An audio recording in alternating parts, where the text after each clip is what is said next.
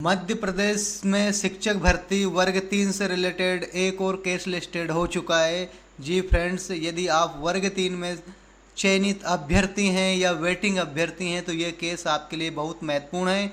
और इस केस पर बात करने से पहले अगर अभी तक आप चैनल पर पहली बार आए हैं तो चैनल को सब्सक्राइब कर बेल आइकन को दबा लीजिए ताकि आपको वर्ग 3 से जुड़ा हर अपडेट यहाँ मिल सकता है। तो आज जो इस केस की हम बात करने वाले हैं, मध्य प्रदेश हाई कोर्ट के अंदर रिट अपील दायर हो चुकी है 20 मई को करने वाले सागर से हैं। और इन्होंने जो सिंगल बेंच का फैसला आया था उस फैसले को डबल बेंच में चुनौती दे दी है। तो पूरा मामला हम जानेंगे और ये जो हाई कोर्ट में जो केस लगाया है किस से रिलेटेड लगाया है, किस किस को पार्टी इसमें बनाया गया है, सब कुछ जानेंगे। लेकिन उससे पहले अगर अभी तक आपने चैनल को सब्सक्राइब नहीं किया है तो चैनल को सब्सक्राइब कर बेल आइकन को दबा लीजिए। अब चलते हैं हम पूरे उस फैसले को एनालिसिस करने के लिए जो मैंने तैयार किया है पीपीटी के रूप में, और हम पहुंचते हैं उस पीपीटी पर। तो आप देख सकते हैं साथियों कि शिक्षक भर्ती जो चयन प्रक्रिया सिलेक्शन प्रोसेस पर अब बड़ा संकट हो चुका है। और ये संकट जो है ये कोर्ट केसों से रिलेटेड है। और ये जो सिंगल बेंच के खिलाफ फैसला, जो सिंगल बेंच का जो फैसला आया था उसके खिलाफ डबल बेंच में रिट अपील दायर की जा चुकी है। तो अब ये भर्तियां हैं कोर्ट के पूरी तरह से अधीन हो चुकी है। और अब कोर्ट के जो प्रक्रियाएं हैं, जो कोर्ट की सुनवाई है, वो पूरी होने के बाद में ही आपकी ज्वाइनिंग और डी भी स्टार्ट हो सकती है। अब जो हाई कोर्ट के सिंगल जज के फैसलों को चुनौती दी जाती है, इसको थोड़ा सा ब्रीफिंग कर लेते हैं कि ये रिट अपील है क्या। और इसकी सुनवाई 2 जजों के डबल बेंच करती हैं। जैसा कि ये डबल बेंच में जो होता है वो 2 जज होते हैं और सिंगल बेंच 1 जज की होती है। तो इस तरह थोड़ा सा इस केस का हम जानने के पहले इसको समझ लेते हैं कि सिंगल बेंच और डबल बेंच क्या होती है। और जो कैंडिडेट ने सिंगल बेंच में अपील दायर की थी उसका फैसला जब आया, जब उससे वो नाखुश होता है, असंतुष्ट होता है, तब डबल बेंच के पास वो जाता है। यह मामला कानूनी रूप से बेहद मजबूत और बड़ा माना जाता है और इसमें कभी कभी फैसले पलट जाते हैं। इसलिए जो कोई भी कैंडिडेट है वो डबल बेंच में चला जाता है जब सिंगल बेंच के फैसले से संतुष्ट नहीं होता है उस कंडीशन में। अब इसमें हम देखते हैं जो केस का प्रकार है वो रिट अपील है और जो केस नंबर है वो 1759/2026 है और इसकी फाइलिंग की तारीख है 20 मई 2026 और अभी ये पेंडिंग है। ठीक है, तो ये है पूरी केस की स्टेटस। और ये केस जो है वर्ग 3 शिक्षक भर्ती से जुड़ा हुआ केस है, क्योंकि इसमें जो फैसला सिंगल बेंच ने दिया है उसको चुनौती यहाँ दी गई है। केस की जो अगली सुनवाई लगी हुई है वो लगी हुई है 25 मई। बिल्कुल आपको इस केस पर निगाहें बनाकर रखना है। और सुनवाई की स्टेज अभी प्रारंभिक बहस होगी इस केस पर। इसके बाद में इसको एक्सेप्ट, डी एक्सेप्ट या रिजेक्ट किया जाएगा। और जो मुख्य पीठ है जो माननीय हाई कोर्ट जबलपुर में ये लगाई गई है और बेंच का जो प्रकार है डबल बेंच है। मैंने आपको शुरू से ही इसको बोल रहा हूँ कि सिंगल बेंच से नाखुश होकर डबल बेंच में ये याचिका दायर की गई है, तो इसको देखना जरूरी है। और इसमें जो याचिका करता है वो सुरेंद्र हैं और ये निवासी जिला सागर मध्य प्रदेश के हैं। मुख्य इनके अधिवक्ता हैं मोहन तिवारी सर और सत्यम तिवारी सर हैं और इनके सहयोगी वकील हैं सौरभ तिवारी और नीतीश कुमार पटेल। तो इस तरह ये इन वकीलों ने इस केस में पैरवी करने के लिए कैंडिडेट का पक्ष लिया है और कैंडिडेट की तरफ से कोर्ट में याचिका दायर की है। बता दें फ्रेंड्स आपको कि ये जो इसमें प्रतिवादी बनाया गया है वो मध्य प्रदेश शासन स्कूल शिक्षा विभाग को बनाया गया है। इसके बाद में लोक शिक्षण संचालनालय को भी इसमें पार्टी बनाया गया है। तीसरा पार्टी इसमें जनजाति कार्य विभाग, ट्राइबल विभाग को भी इसमें बनाया गया है। और चौथा पार्टी इसमें ESB को भी बनाया गया है। और 5वां 6ठा पार्टी भी आप बिल्कुल देख ही लीजिए, क्योंकि इनमें इन लोगों ने उनको भी नहीं छोड़ा जिन्होंने केस दायर किया था, और अगले जो फैसले आए थे उनके जो इन कहीं ना कहीं इनकी भूमिका थी। तो इस केस के साथ अन्य अभ्यर्थियों की को भी पार्टी बनाया गया है, जैसे सोनम अग्रया है, इनको इसमें पार्टी बनाया गया है। विकास कुमार गुप्ता को भी पार्टी बनाया गया है, और नीलेश को भी इसमें पार्टी बनाया गया है। तो इस तरह 7 लोगों को इस केस के अंदर पार्टी बनाया गया है। और बात करते हैं मुख्य श्रेणी की, तो मुख्य श्रेणी में ये जो सर्विस रिलेटेड और टू स्टेट गवर्नमेंट से लेकर ये केस है, और उप श्रेणी इसकी चयन प्रक्रिया जो प्रभावित हो रही है उससे रिलेटेड है। ये मामला सीधे तौर पर शिक्षक भर्ती की अंतिम चयन से जुड़ा हुआ है ये, और इसमें शिक्षा विभाग और ट्राइबल विभाग दोनों की सूचियां सम्मिलित है। तो इस तरह से ये जो केस है बेहद इम्पोर्टेंट हो जाता है वर्ग 3 के अभ्यर्थियों के लिए। जी, ये अपील सिंगल बेंच के हालिया फैसले के खिलाफ है। जो सिंगल बेंच ने अभी हाल में फैसले सुनाए थे, पहला फैसला इनका 8 मई 2026 को आया था, उसको भी इसमें इंक्लूड किया गया है।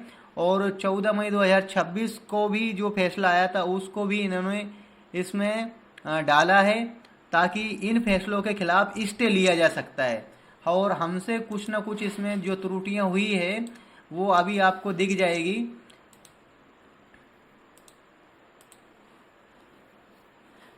जो स्टे प्रक्रिया है, जो एप्लीकेशन का जो स्टे प्रक्रिया है, ये जो चयन प्रक्रिया से तुरंत मांग की नहीं है, ये हमसे मिस टाइपिंग हो चुकी है।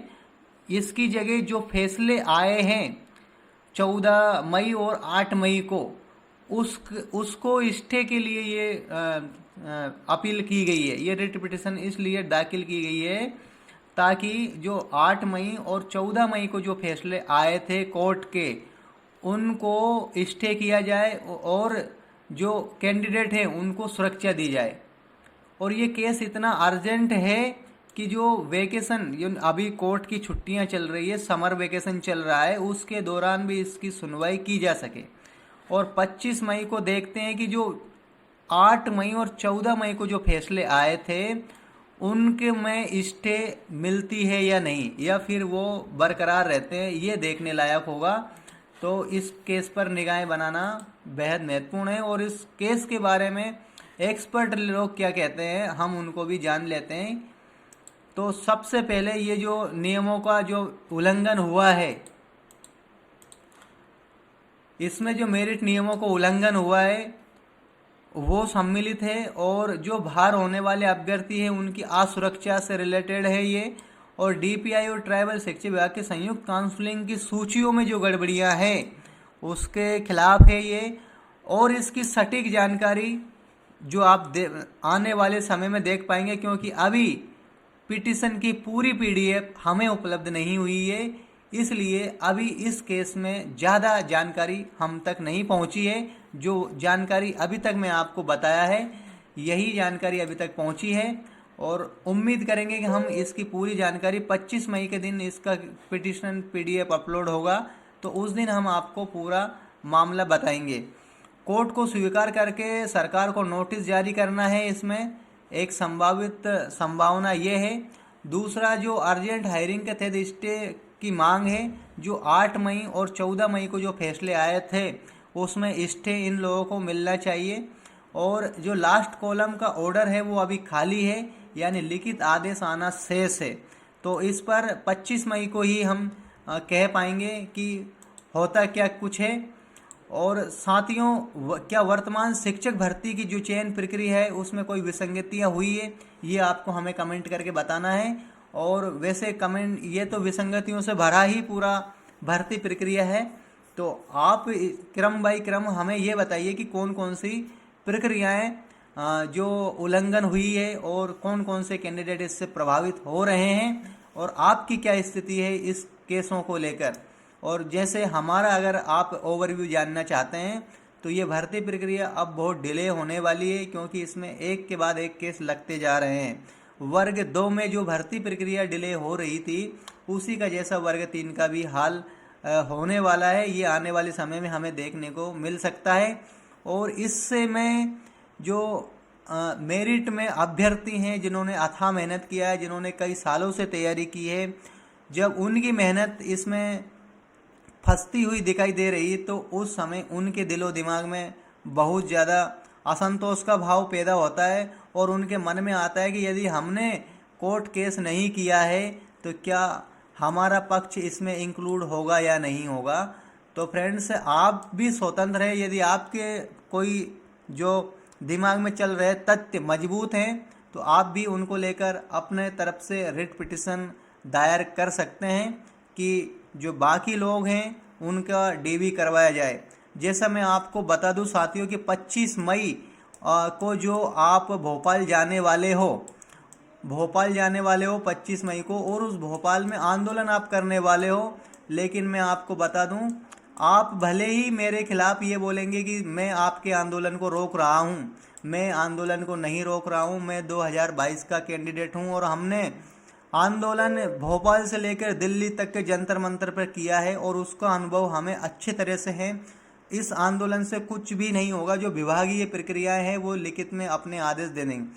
आपको कोर्ट का अवमानना के तहत भी आपके ऊपर पुलिस कार्रवाई की जा सकती है। पुलिस को विभाग ये इन्फॉर्मेशन दे सकता है कि कोर्ट ने हमें 3 महीने का समय दिया है और इसी बीच में ये अभ्यर्थी विभाग को परेशान कर रहा है, तो इनके खिलाफ कड़ी से कड़ी कार्रवाई की जाए। तो ये संभव है क्योंकि कोर्ट सर्वोपरि है, कोर्ट का निर्णय सर्वोपरि है। और अभी जो कोर्ट ने निर्णय दिया है वो 3 माह का दिया है कि 3 महीने के अंदर मेरिट लिस्ट जो है रिवाइज करके और डीबी कराया जाए। तो 3 महीने तक आप आंदोलन बिल्कुल नहीं कर सकते हो मेरे जो हिसाब से, और मैं एक शिक्षक के हिसाब से आपको बता रहा हूँ, सही सलाह दे रहा हूँ। मेरा ये कोई मतलब नहीं है कि आपका आंदोलन डिसमिस हो। अगर आपके आंदोलन में कोर्ट का अगर अड़ंगा ना होता तो आप लाखों की जनसंख्या में विभाग पहुंचकर अपना पूरा तरह से आंदोलन को सफल आप कर सकते थे। लेकिन फिलहाल में कोर्ट के आदेश फंसे हुए होने के कारण आप आंदोलन नहीं कर सकते हैं। आप यदि आंदोलन कर सकते हैं तो सिर्फ कोर्ट के फैसले के खिलाफ आंदोलन कर सकते हैं कि हाई कोर्ट अपना फैसला बदले, हाई कोर्ट अपना फैसला वापस ले। बचे हुए शिक्षकों का जो सही तरीके से इस मेरिट लिस्ट में उनका डीबी करवाया जाए। या आपके दिमाग में जो भी चल रहा है वो नारे लेकर आप सड़कों पे उतर सकते हैं, या फिर डायरेक्ट कोर्ट में जाकर आप भी अपील कर सकते हैं कि जो हमने बरसों से बहुत मेहनत की है, लाखों रुपए लगाए हैं और हमारे मम्मी पापा अभी इस समय बुजुर्ग हो चुके हैं और वो हमारी ज्वाइनिंग होते हुए देखना चाहते हैं, ताकि वो उनके अंतिम दिन आने से पहले हमारी ज्वाइनिंग और हमें जॉब करते हुए देखे। किसी का क्या प्रॉब्लम है, किसी का क्या प्रॉब्लम है, तरह तरह के प्रॉब्लम है, ये बताकर आप जो रियल कैंडिडेट हैं उनका डीबी करवाया जाए। ऐसा या तो आप कोर्ट के लिए आंदोलन करें फैसला बदलने के लिए, या फिर आप कोर्ट में रिट पिटीशन, रिट अपील दायर करें जिससे आपका भला हो सके। मैं आपको बिल्कुल सही सलाह बता रहा हूँ। इमोशनल होकर आप जो आंदोलन कर रहे हैं वो कहीं भी तरह से उचित नहीं है।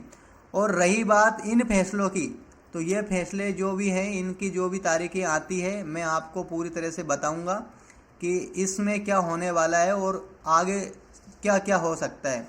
फ्रेंड्स, यदि आप चैनल पर पहली बार आए हैं तो चैनल को सब्सक्राइब करना बिल्कुल ना भूलें, ताकि आपको हर अपडेट अच्छी तरीके से मिल सके। और पूरी जो भर्ती प्रक्रिया है हमारे ये यहाँ जो चैनल पर डिस्कस की जाएगी, अंत समय तक आपके साथ दिया जाएगा। ये चैनल है जो शिक्षकों के लिए ही बनाया गया है।